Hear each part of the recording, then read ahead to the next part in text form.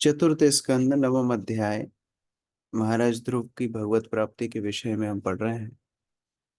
और कई बार ये प्रश्न पूछा जाता है कि ऐसा ध्रुव में क्या था जो इतने कम समय में भगवान ने उनको दर्शन दे दिए। कई उत्तर हैं। इसमें सबसे महत्वपूर्ण है ध्रुव की दृढ़ता और ध्रुव का सहजपन, जो एक बच्चे का स्वभाव होता है। एक बच्चे के स्वभाव में किसी भी प्रकार का आ, दोगलापन नहीं होता, किसी प्रकार के there is no hypocrisy. The child is a very innocent person. तो वो चरित्र ही उनका सौम्य है, सहज है। जो अंदर है वो बाहर है, और उसके कारण वो भगवान को प्राप्त करता है। ज्यादा समस्या ज्यादा बड़े लोगों की होती है, क्योंकि वो अंदर कुछ है बाहर कुछ है। उनके लिए भगवत प्राप्ति असंभव है। वो अपना समय व्यर्थ कर रहे हैं, बाकी लोगों का भी समय व्यर्थ कर रहे हैं। जो सहज हैं उनको भगवत प्राप्ति होती है। हम देखते भी हैं हमारे प्रचार में, जो लोग सहज भाव से भक्ति का अनुशीलन कर रहे हैं, मार्गदर्शन को अपने जीवन में अपना रहे हैं, उनकी आध्यात्मिक उन्नति दिखती है। और कई सालों से आ रहे हैं, 10 साल हो गए, 15 साल हो गए, 20 साल हो गए, इस्कॉन के संपर्क में आए हुए, आध्यात्मिक उन्नति नहीं हो रही है। क्यों? सहजता नहीं, अपने को बहुत बड़ा समझते हैं। तो जब अपने को बहुत बड़ा समझेंगे कुछ नहीं सीख पाएंगे।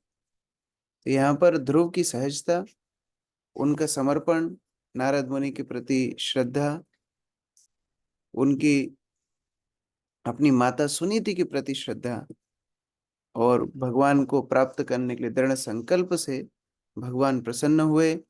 ध्रुव महाराज यद्यपि प्रार्थना करना भी नहीं जानते थे, भगवान की कृपा से इतनी सुंदर प्रार्थनाएं की।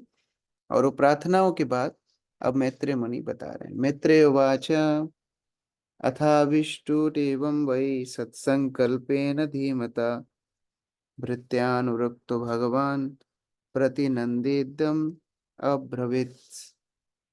शोभा माता जी पढ़िए। हरे कृष्णा। श्री मैत्री मुनि ने आगे कहा, हे विदुर, जब सद्विचारों से पूर्ण अंतःकरण वाले ध्रुव महाराज ने अपनी प्रार्थना समाप्त की, तो अपने भक्तों तथा दासों पर अत्यंत दयालु श्री भगवान ने उन्हें बधाई दी और इस प्रकार कहा। तो भगवान बड़े प्रसन्न हुए ध्रुव की प्रार्थनाएं सुन करके। एक बच्चे का बोलना वैसे ही सबको बहुत प्यारा लगता है, और वो बच्चा भगवान का गुणगान करे तो और भी मधुर लगता है। भगवान बड़े प्रसन्न हुए शुद्ध प्रार्थनाओं से। ये भी सोच रहे थे भगवान की इतना जो बड़ा संकल्प लेकर के आया था, अब तो मेरे से शुद्ध भक्ति ही मांग रहा है और कुछ इसकी आकांक्षा ही नहीं बची।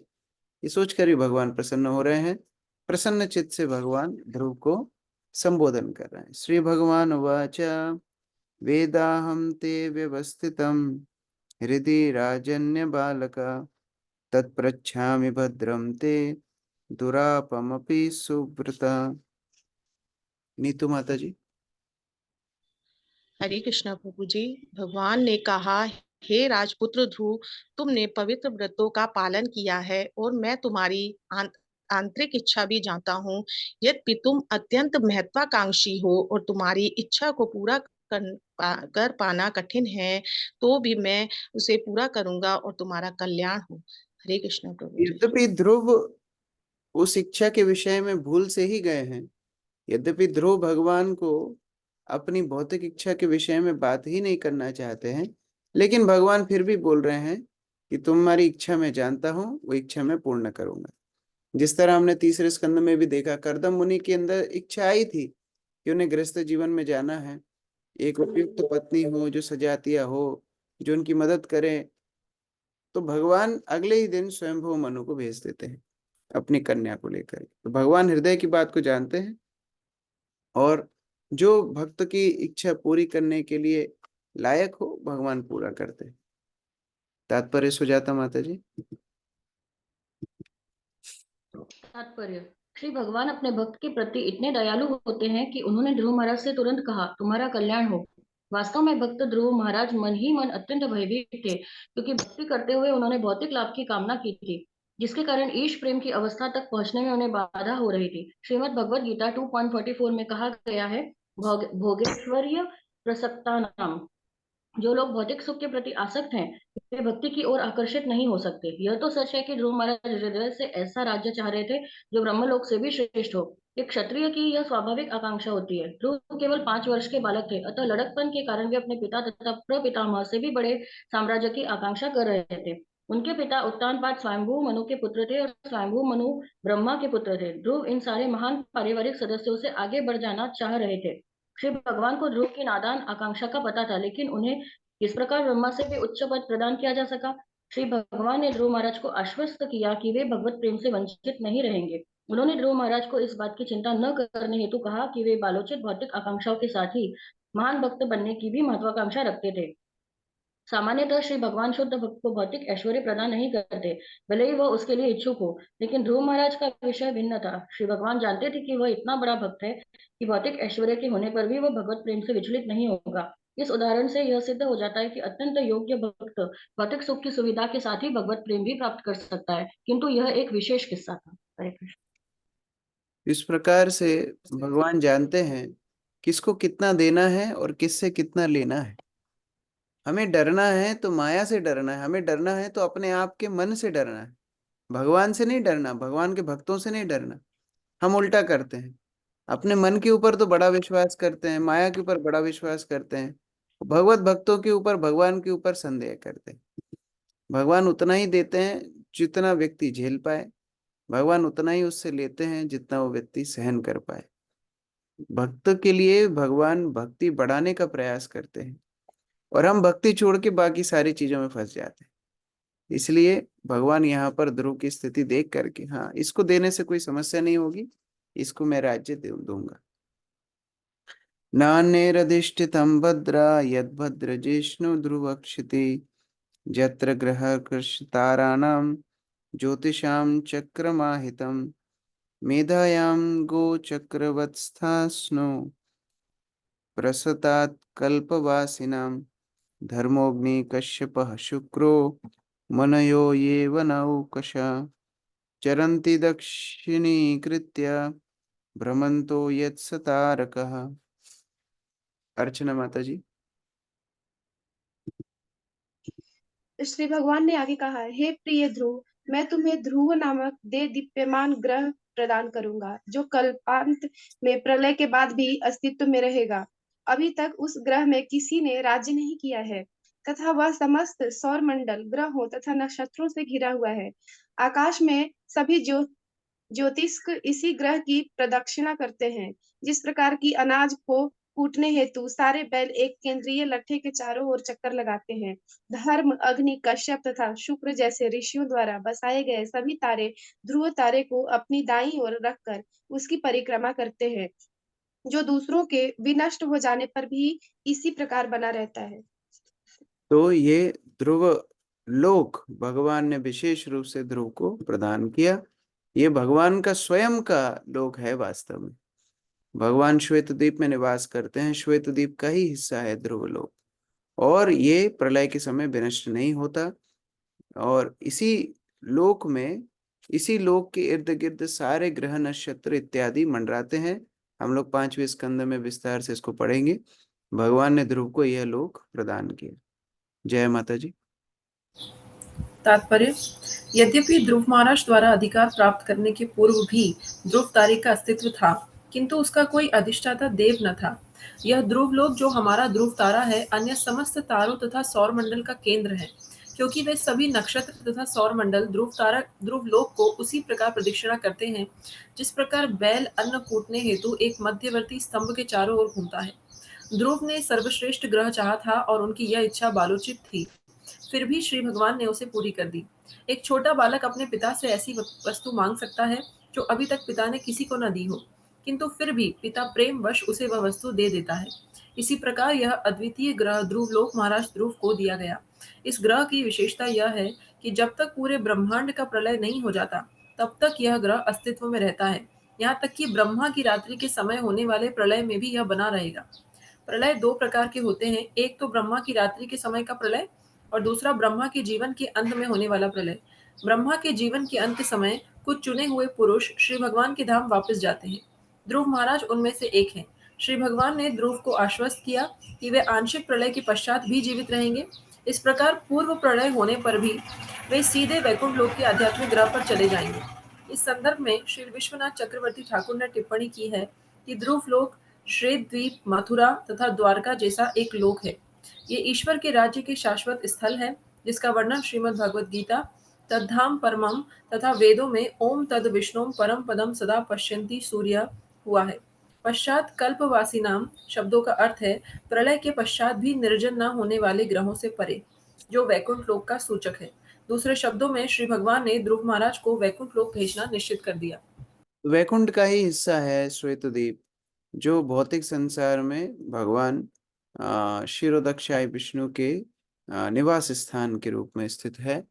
वही श्वेतद्वीप का हिस्सा ध्रुव महाराज को भगवान ने राज्य करने के लिए दिया, क्योंकि उनकी आकांक्षा थी ब्रह्मा से भी बड़ा राज्य। अब पूरा ब्रह्मांड तो ब्रह्मा का ही राज्य है, तो उससे भी बड़ा पदवी ध्रुव को भगवान ने प्रदान की।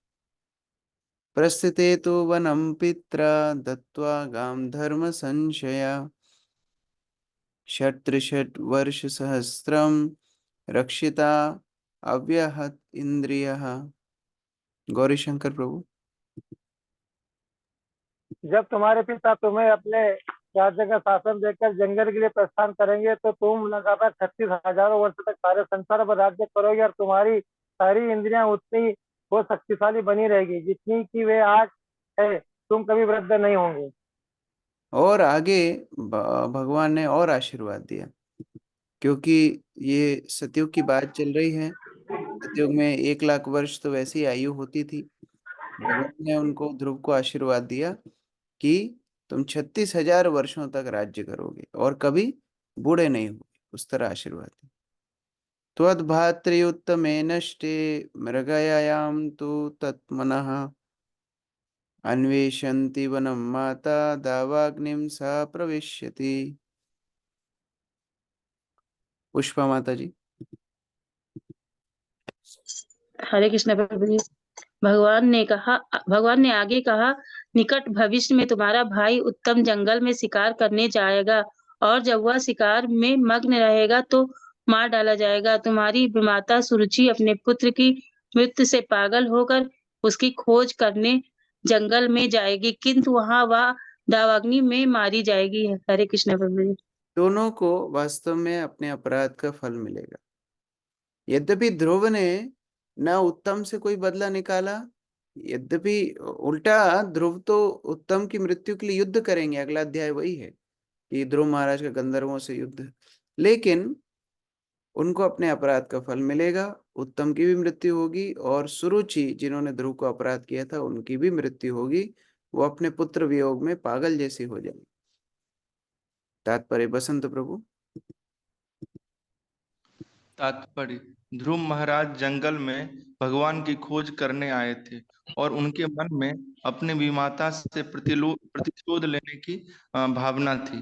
विमाता ने ध्रुव का अपमान किया था।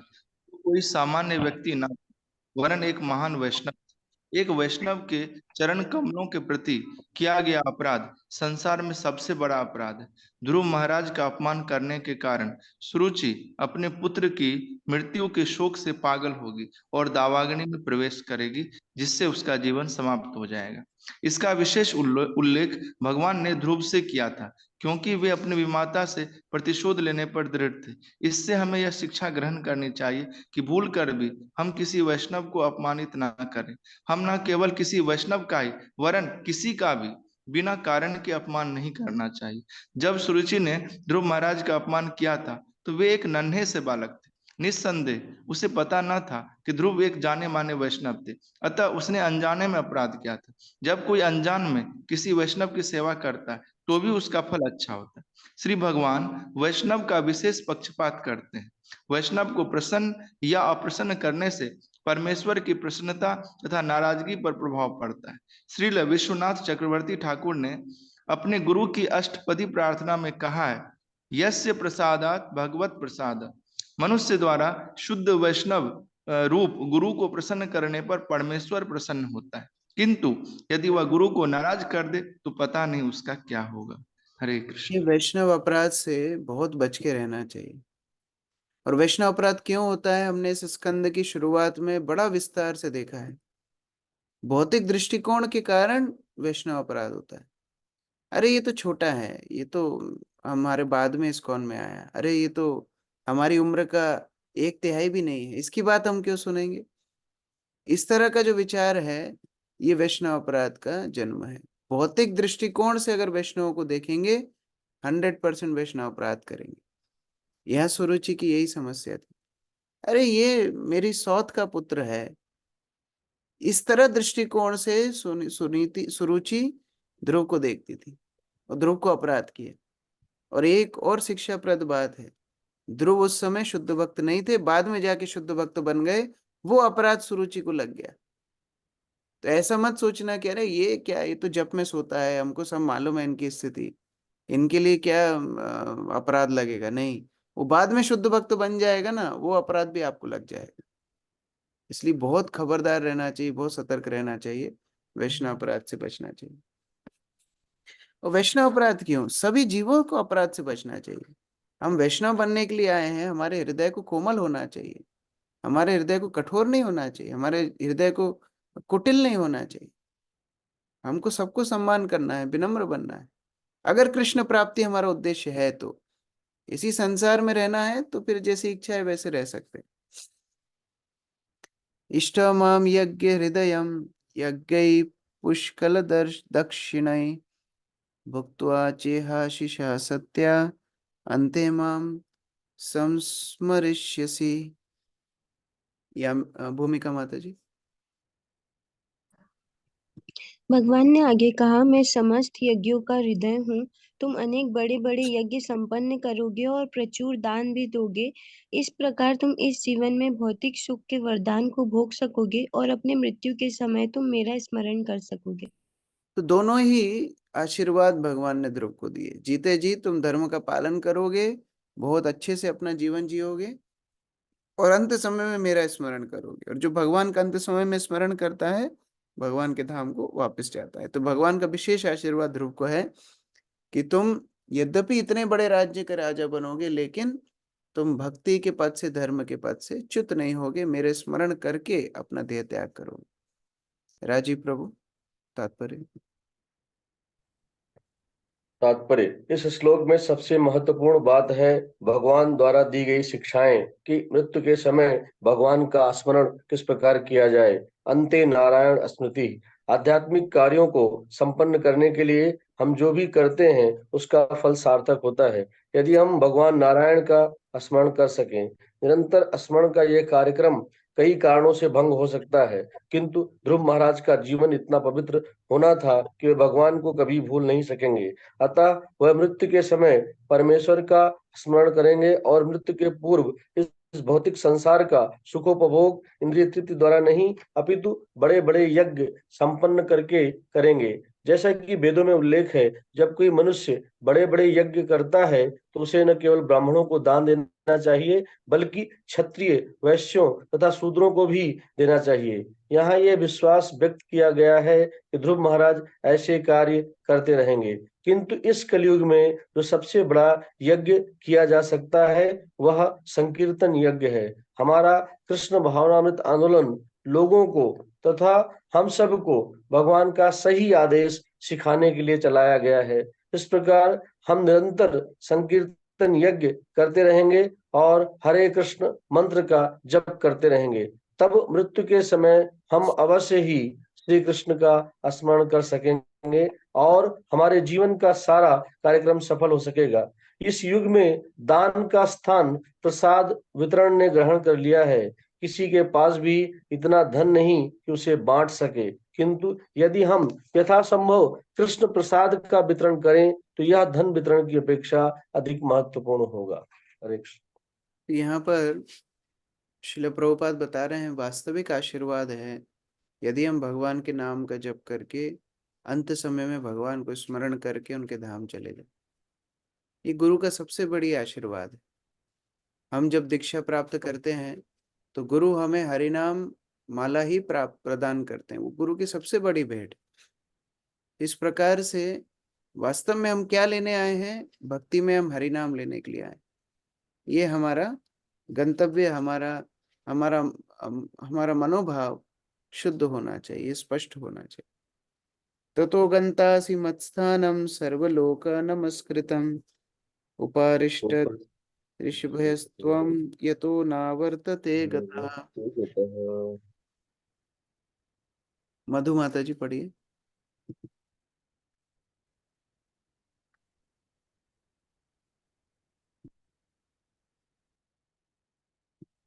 ओहो, नेट ही नहीं काम कर रहा। हाँ पढ़िए माता जी, आवाज आ रही है। ओके, सरिता माता जी पढ़िए।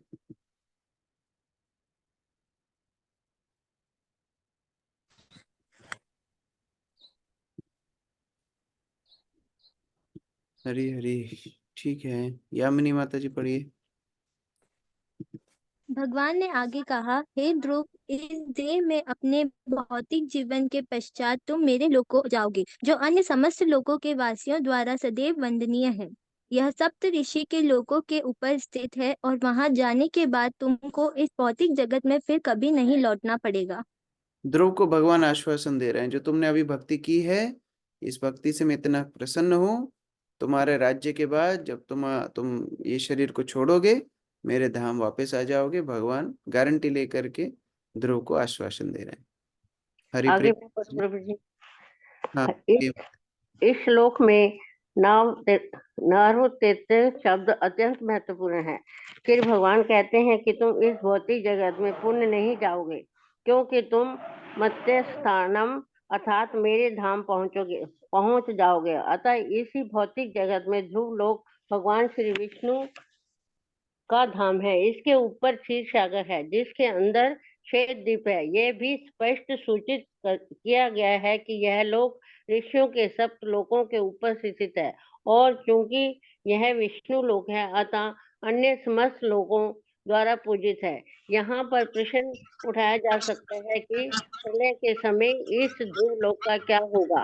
उत्तर सरल है, अन्य वैकुंठ लोकों की भांति ध्रुव लोक बना रहता है। इस प्रसंग में श्री विश्वनाथ चक्रवर्ती ठाकुर की टीका है कि निर्वर्तते शब्द ही इसका सूचक है कि यह शाश्वत है। हरे कृष्ण। मैत्रेय उवाच इति अर्चितः स भगवान् आतिदिश्यात्मनः पदम् बालस्य पश्यता धाम स्वमागत गरुड़ध्वजा। अक्रूर प्रभु। हरे कृष्ण प्रभु जी। श्री मैत्रेय मुनि ने कहा, बालक ध्रुव महाराज द्वारा पूजित तथा सम्मानित होकर और उन्हें अपने धाम देकर भगवान श्री विष्णु गरुड़ की पीठ पर चढ़कर ध्रुव के देखते देखते अपने धाम को चले गए। कोई तात्पर्य? हाँ, इस श्लोक से प्रतीत होता है कि भगवान श्री विष्णु ने ध्रुव महाराज को वह धाम प्रदान किया जिसमें वे स्वयं निवास करते हैं। उनके धाम का वर्णन श्रीमद् भगवद गीता 15.6 में हुआ, यत् गत्वा न निर्वर्तन्ते तद्धाम परमम मम। हरे कृष्ण। तो यहाँ पर भगवान ध्रुव को आश्वासन देकर अपने धाम गए हैं। यहाँ ध्रुव की क्या स्थिति हुई, अगले श्लोक में बता रहे हैं। सापि संकल्पजं विष्णुपाद सेव उदासित उपसादितं प्राप्य संकल्प निर्वाणम नाति प्रीताभ्यगतात् पुरम्। जी प्रभु जी। हाँ सरिता पढ़िए।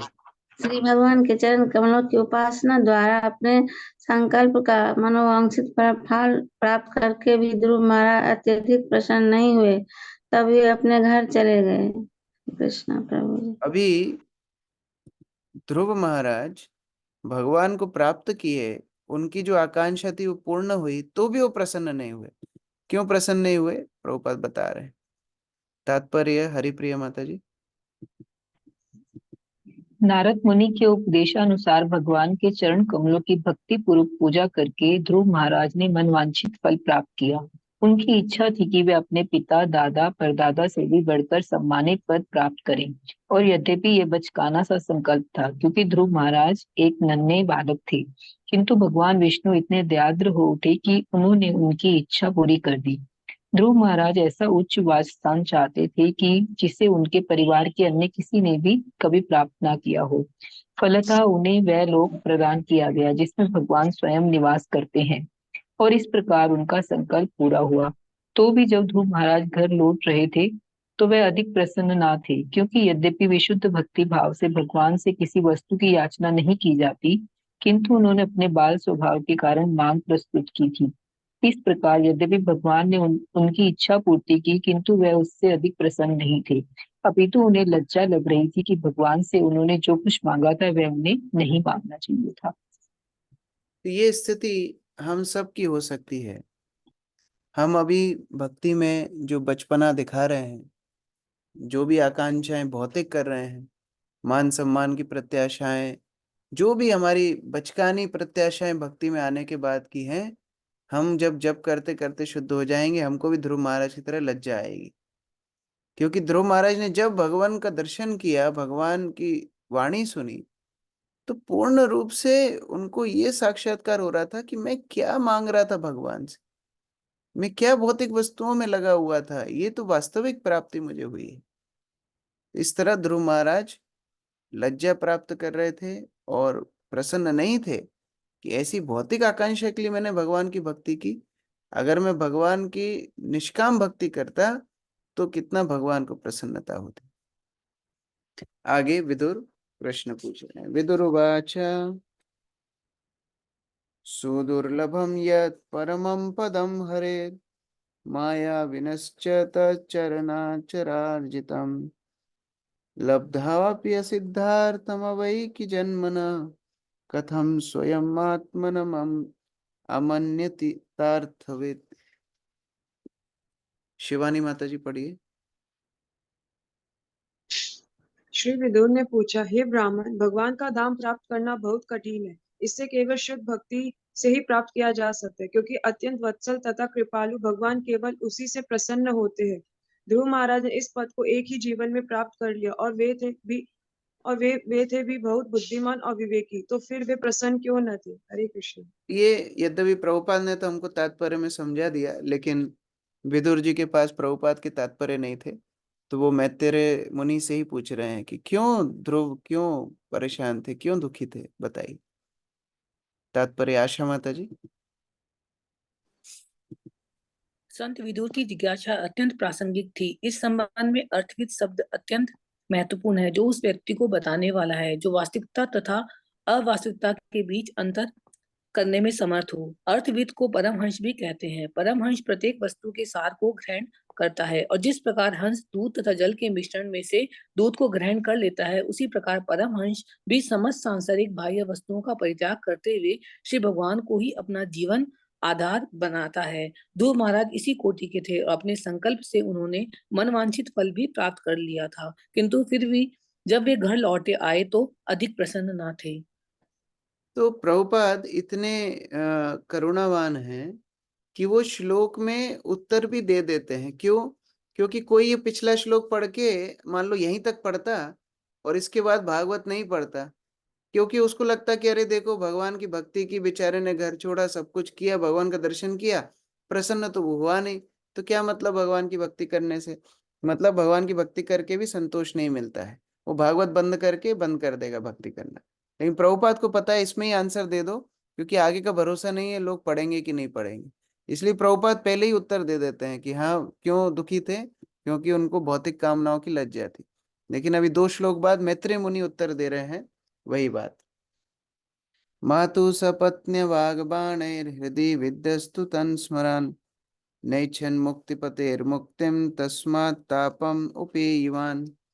दीपिका माता जी।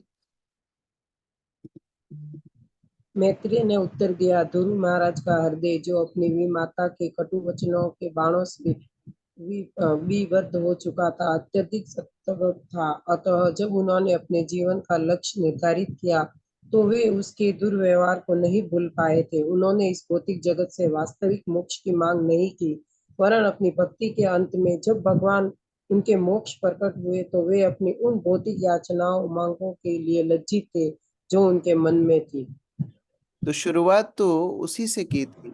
वे माता के कटु वचनों से प्रभावित होकर ही तो वन में गए थे और भौतिक आकांक्षाएं मन में थी कि अब मैं सबको सबक सिखाऊंगा, सबसे बड़ा राज्य मैं करके दिखाऊंगा। तो शुरुआत ऐसे की थी, वह लज्जा ध्रुव महाराज को हृदय में अनुभव हो रही। आरती माता जी पढ़िए। इस महत्वपूर्ण श्लोक की व्याख्या अनेक धुरंधर भाष्यकारों ने की है। मनोवांछित जीवनोद्देश्य प्राप्त करके भी ध्रुव महाराज क्यों नहीं प्रसन्न थे? शुद्ध भक्त सभी प्रकार की भौतिक इच्छाओं से मुक्त रहता है। भौतिक जगत में मनुष्य की इच्छाएं प्रायः आसुरी होती है। कोई किसी को अपना शत्रु समझता है, कोई शत्रु से प्रतिशोध लेने की सोचता है, कोई सर्वोच्च नेता बन जाना चाहता है, तो कोई इस जगत का सर्वश्रेष्ठ व्यक्ति बनना चाहता है। इस प्रकार वह अन्य सबसे स्पर्धा करता है। श्रीमद् भगवद गीता के 16वें अध्याय में इसे आसुरी कहा गया है। शुद्ध भक्त श्री भगवान से कुछ भी नहीं मांगता। उसे एकमात्र यही चिंता रहती है कि वह निष्ठापूर्वक और गंभीरता से श्री भगवान की सेवा करे। भविष्य में क्या होगा उसकी उसे तनिक भी चिंता नहीं रहती। मुकुंद माला स्त्रोत के लेखक राजा कुलशेखर अपनी प्रार्थना में कहते हैं, हे भगवान, मुझे इस भौतिक जगत में इंद्र तृप्ति वाले किसी पद की इच्छा नहीं है। मैं तो केवल आपकी सेवा में निरंतर संलग्न रहना चाहता हूँ। इसी प्रकार भगवान श्री चैतन्य ने भी अपने शिष्टाष्टकम में प्रार्थना की है, हे भगवान, मुझे न तो धन की तनिक भी इच्छा है, न मुझे भौतिक अनुयायी चाहिए और न भोगने हेतु सुंदर पत्नी चाहिए। मुझे तो केवल एक ही वस्तु चाहिए और वह है जन्म जन्मांतर आपकी सेवा। भगवान श्री चैतन्य ने मुक्ति तक की प्रार्थना नहीं की है। इस तो श्लोक में यही अंतर है। भौतिक विचारधारा क्या है? मैं कैसे ज्यादा से ज्यादा प्राप्त कर लूं, मैं कैसे ज्यादा से ज्यादा हड़प लूं। लेकिन भक्त इस प्रकार की आकांक्षाएं नहीं करते। भक्त इस प्रकार से भगवान के सामने भौतिक वस्तुएं नहीं मांगते, मुक्ति तक नहीं मांगते, भगवान की केवल सेवा मांगते। अमित प्रभु आगे पढ़िए। इस श्लोक में श्री मैत्रेय मुनि ने विदुर के प्रश्न का उत्तर दिया है कि ध्रुव महाराज अपनी विमाता के प्रति प्रतिशोध भाव से प्रेरित होकर न तो मुक्ति के विषय में सोच पाए और न वे मुक्ति के संबंध में कुछ जानते थे। अतः वे मुक्ति को जीवन का उद्देश्य बना सकने में असफल रहे। किंतु शुद्ध भक्त तो मुक्ति की कामना भी नहीं करता। उसकी आत्मा तो श्री भगवान में पूर्ण रूप से समर्पित रहता है, अतः वह श्री भगवान से कुछ नहीं मांगता। इस स्थिति की अनुभूति ध्रुव महाराज द्वारा की गई जब उन्होंने पूर्ण पुरुषोत्तम परमेश्वर को अपने समक्ष साक्षात उपस्थित देखा, क्योंकि वे वासुदेव पद पर उन्नत हो चुके थे। वासुदेव पद पर वह अवस्था है जहाँ भौतिक कल्मश अनुपस्थित रहता है, अर्थात जहाँ प्रकृति के तीनों गुण सतो रजो तमो का प्रश्न नहीं उठता। अतः मनुष्य को श्री भगवान के दर्शन हो सकते हैं। क्योंकि वासुदेव पद पर मनुष्य ईश्वर का साक्षात दर्शन कर सकता है, अतः श्री भगवान को वासुदेव भी कहा जाता है। ध्रुव महाराज तो ऐसा प्रतिष्ठित पद चाहते थे जो उनके परदादा ब्रह्मा ने भी न प्राप्त कर पाए थे। पूर्ण पुरुषोत्तम भगवान श्री कृष्ण अपने भक्त के प्रति, विशेष रूप से ध्रुव महाराज जैसे भक्त के प्रति, जो 5 वर्ष की आयु में भक्तिमय सेवा में संपन्न करने हेतु जंगल चले गए थे, इतने वत्सल एवं कृपालु है कि भले ही उनका हेतु अशुद्ध रहे, श्री भगवान उस पर विचार नहीं करते। उन्हें तो सेवा से प्रयोजन रहता है। किंतु यदि भक्त के मन में कोई विशेष मंतव्य रहता है तो श्री भगवान उसे प्रत्यक्ष रूप से या अप्रत्यक्ष रूप से जान लेते हैं और वे भक्त की भौतिक इच्छाओं को अपूर्ण नहीं रखते। श्री भगवान की भक्त के प्रति ऐसी कुछ विशेष अनुकंपाएं होती हैं। ध्रुव महाराज को ध्रुवलोक प्रदान किया गया जहाँ कभी किसी बद्ध जीव ने निवास नहीं किया था। यहाँ तक कि इस ब्रह्मांड के सर्वश्रेष्ठ जीव ब्रह्मा को भी ध्रुवलोक में प्रवेश करने की अनुमति नहीं दी गई। जब भी इस ब्रह्मांड में कोई संकट आ पड़ता है तो देवतागण मिलकर क्षीरोदक्षाय विष्णु के पास जाते हैं और वे क्षीर सागर के तट पर खड़े हो जाते हैं। इस प्रकार ध्रुव ने जो मांग की थी अपने परदादा ब्रह्मा से भी उच्च स्थान वह पूरी हो गई। तो यहाँ इस श्लोक में पर श्री ये भगवान चीज प्रभुपाद बता रहे हैं कि कैसे यद्यपि भक्त भगवान से कुछ नहीं मांगता है, ये सही बात है, लेकिन भगवान भी तो भक्तों के हितैषी हैं, उनके हृदय में बैठे हुए हैं, उनकी सारी बातों को जानते हैं। तो भगवान भी उनको देने से चूकते नहीं है। यद्यपि भक्त मांगता नहीं है, क्योंकि मांगने की जरूरत ही नहीं है। बिना मांगे ही भगवान अपने भक्तों की सारी इच्छाएं पूरी करते हैं। जो इच्छाएं अनुकूल हो वो सारी इच्छाएं पूरी करते हैं। आयुष प्रभु पढ़िए। इस श्लोक में श्री भगवान को मुक्ति पद कहा गया है, जिसका अर्थ है जिनके चरण कमलों के नीचे समस्त प्रकार की मुक्तियां हैं। मुक्ति के 5 प्रकार है: सायुज्य, सारूप्य, सालोक्य, सामीप्य तथा साष्टी। ये पांचों मुक्तियां श्री भगवान की भक्ति में लगे हुए किसी भी व्यक्ति द्वारा प्राप्त की जा सकती है, किंतु इनमें से सायुज्य मुक्ति की कामना सामान्यतः मायावादी चिंतकों द्वारा की जाती है। वे श्री भगवान के निर्विशेष ब्रह्म तेज से तदाकार हो जाना चाहते हैं। कई विद्वानों की राय है कि यद्यपि सायुज्य मुक्ति की गणना 5 प्रकार की मुक्तियों में की जाती है, परंतु वास्तव में यह मुक्ति है नहीं, क्योंकि सायुज्य मुक्ति प्राप्त करके भी मनुष्य पुनः भौतिक जगत में गिर सकता है। इसकी जानकारी हमें श्रीमद् भागवतम से प्राप्त होती है, जिसमें कहा गया है पतंत्य अर्धः, अर्थात वे पुनः नीचे गिर जाते हैं। कठिन तपस्या के बाद अद्वैतवादी चिंतक श्री भगवान के निर्गुण तेज में मिल जाता है, किंतु जीवात्मा प्रेम व्यापार में सदैव पारस्परिक आदान प्रदान चाहता है। अतः यद्यपि अद्वैतवादी चिंतक श्री भगवान के तेज से मिलकर तदाकार पद को प्राप्त होता है, किंतु श्री भगवान से संगति करने की एवं उनकी सेवा करने की कोई सुविधा न होने से वह पुनः भौतिक जगत में आ गिरता है, और उसके सेवा भाव की तुष्टि भौतिक कल्याणकारी क्रियाकलापों द्वारा यथा मानवतावाद, परोपकार तथा परमार्थवाद द्वारा होती है। मायावादी विचारधारा के बड़े बड़े सन्यासियों तक के पतन के कितने ही उदाहरण हैं। अतः वैष्णव चिंतक सायुज्य मुक्ति को मुक्ति की कोटि में नहीं मानते। उनके मतानुसार मुक्ति का अर्थ है माया की सेवा के पद से श्री भगवान की प्रेमा भक्ति में स्थानांतरण। इस संबंध में भगवान श्री चैतन्य भी कहते हैं कि जीवात्मा की स्वाभाविक स्थिति श्री भगवान की सेवा करने की है। यही वास्तविक मुक्ति है। जब कृत्रिम पद त्याग कर कोई अपने मूल पद पर स्थित होता है तो वह मुक्त कहलाता है। श्रीमद् भगवत गीता में उसकी पुष्टि हुई है। जो भी श्री भगवान की दिव्य प्रेममय सेवा संपन्न करने में लग जाता है वह मुक्त या ब्रह्मभूत माना जाता है। श्रीमद् भगवत गीता में यह भी कहा गया है कि जब भक्त में कोई भौतिक कल्मश नहीं रहता तो वह ब्रह्मभूत पद पर स्थित माना जाता है। पद्म पुराण में भी इसकी पुष्टि हुई है कि मुक्ति का अर्थ है श्री भगवान की सेवा में अनुरक्त रहना। श्री मैत्र मुनि ने बताया कि ध्रुव महाराज प्रारंभ में श्री भगवान की सेवा में अनुरक्त होना नहीं चाहते थे, वरन वे अपने परदादा से भी उच्चतर स्थान चाह रहे थे। यह श्री भगवान की सेवा न होकर एक प्रकार से इंद्रियों की सेवा है। यदि किसी को इस ब्रह्मांड का सर्वोच्च पद अर्थात ब्रह्मा का पद मिल भी जाए तो भी वह बद्ध जीव ही है। श्री प्रबोधानंद सरस्वती का कथन है कि यदि कोई वास्तविक शुद्ध भक्ति को प्राप्त कर लेता है तो ब्रह्मा तथा इंद्र जैसे बड़े बड़े देवों को भी तुच्छ कीट जैसा मानता है। इसका कारण यह है कि तुच्छ से तुच्छ कीड़ों में भी इन तृप्ति की आकांक्षा रहती है, और ब्रह्मा जैसा महापुरुष भी तो इस भौतिक प्रकृति को अपने वश में रखना चाहता है। इंद्र तृप्ति का अर्थ है भौतिक प्रकृति पर प्रभुत्व। बद्ध जीवों की सारी स्पर्धा इसी भौतिक प्रकृति पर प्रभुत्व प्राप्त करने पर आधारित है। आधुनिक वैज्ञानिकों को अपने ज्ञान पर अभिमान है कि वे भौतिक प्रकृति के नियमों पर प्रभुत्व प्राप्त करने हेतु नई विधियों की खोज कर रहे हैं। प्रभुपाद यहाँ 5 प्रकार की मुक्तियों का जो वर्णन हो रहा है, प्रभुपाद बता रहे हैं कि अगर भक्त को ये मुक्ति भी दी जाए, भक्त उन्हें भी स्वीकार नहीं करता कि अगर उसमें सेवा ना हो। मुख्य बात है भगवान की सेवा। भक्त केवल भगवान की सेवा की कामना करता है और किसी पद की कामना नहीं करता। वो मुक्त होने में भी आसक्त नहीं है। सामान्यतः लोग आध्यात्मिक जीवन अपनाते मुक्त होने के लिए, लेकिन शुद्ध भक्त का मुक्ति से भी कोई लेना देना नहीं। परमेश्वरी माता जी पढ़िए। इंद्र तृप्ति का अर्थ भौतिक प्रकृति पर प्रभुत्व। बद्ध जीवों की सारी स्पर्धा इसी भौतिक प्रकृति पर प्रभुत्व प्राप्त करने पर आधारित है। आधुनिक वैज्ञानिकों को अपने ज्ञान का गुमान है कि वे नई विधियों की खोज करके भौतिक प्रकृति के नियमों पर प्रभुत्व प्राप्त कर रहे हैं। वे इसे मानवीय सभ्यता की प्रगति समझते हैं। वे जितना ही अधिक प्रकृति के नियमों पर प्रभुत्व स्थापित करते जाते हैं, वे अपने को उतना ही उन्नत मानते हैं। प्रारंभ में ध्रुव महाराज की मनोवृत्ति ऐसी ही थी। वे इस भौतिक जगत में ब्रह्मा से भी बड़ा पद प्राप्त करना चाहते थे। अतः जैसा कि अन्यत्र वर्णन हुआ है, भगवान के प्रकट होने पर ध्रुव महाराज अपने संकल्प तथा अंतिम रूप से प्राप्त पुरस्कार की तुलना करने बैठे तो उन्हें अनुभव हुआ कि उन्होंने तो टूटे कांच के कुछ टुकड़ों की मांग की थी, किंतु बदले में उनको अनेक हीरे प्राप्त हुए हैं।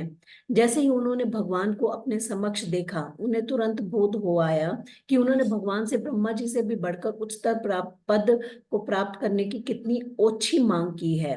तो ये जब अन्य ध्रुव महाराज पुराणों में उदाहरण आता है, अन्य पुराणों में उदाहरण आता है कि ध्रुव महाराज भगवान को मानो ये बोल रहे हो कि मैं तो टूटे हुए कांचों टुकड़ों को मांग रहा था और आपने अपने आप को स्वयं को, जो हीरे से तुलना की जा रही है, आप स्वयं को मुझे दे दिए। तो ब्रह्मा से बड़े राज्य को तुलना की जा रही है टूटे हुए कांच के टुकड़ों से। तो हमारी महत्वाकांक्षाएं कितनी तुच्छ हैं इसके सामने, हमको थोड़ी सोच रखनी चाहिए, थोड़ी कल्पना करनी चाहिए। यहाँ पर ध्रुव महाराज बोल रहे हैं कि आपको मैं प्राप्त कर लिया हूँ, इससे बड़ा और कोई प्राप्य वस्तु नहीं। मुख्य गोपी माता जी पढ़िए। जब ध्रुव महाराज भगवान को साक्षात देखकर वसुदेव पद पर स्थित हो गए तो उनका सारा भौतिक कल्मश जाता रहा। इस प्रकार वे लज्जाग्रस्त हुए कि उनकी मांग क्या थी और उन्हें मिला क्या। उन्हें लज्जा इस बात से हुई कि वे यद्यपि वे अपने पिता का राज्य छोड़कर मधुवन गए थे और उन्हें नारद मुनि जैसा गुरु प्राप्त हो चुका था, तो भी वे अपने विमाता से बदला लेने की सोच रहे थे और इस लोक में सम्मानित पद ग्रहण करना चाह रहे थे। यही कारण था कि भगवान से समस्त मनवांछित वरदान प्राप्त कर के भी वे खिन्न थे। तो और जब भी ध्रुव महाराज लज्जा की और भी बात ये थी कि चलो ठीक है, अबोध बालक मैं था, मैं जब माता से अपमान प्राप्त किया तो मुझे दुख हुआ, कष्ट हुआ, क्रोध आया, लेकिन नारद मुनि से मिलने के बाद भी, मधुबन जाने के बाद भी विमाता से बदले लेने की इच्छा मेरे हृदय में रह गई, इसलिए लज्जा प्राप्त ध्रुव महाराज को हृदय में हो रही।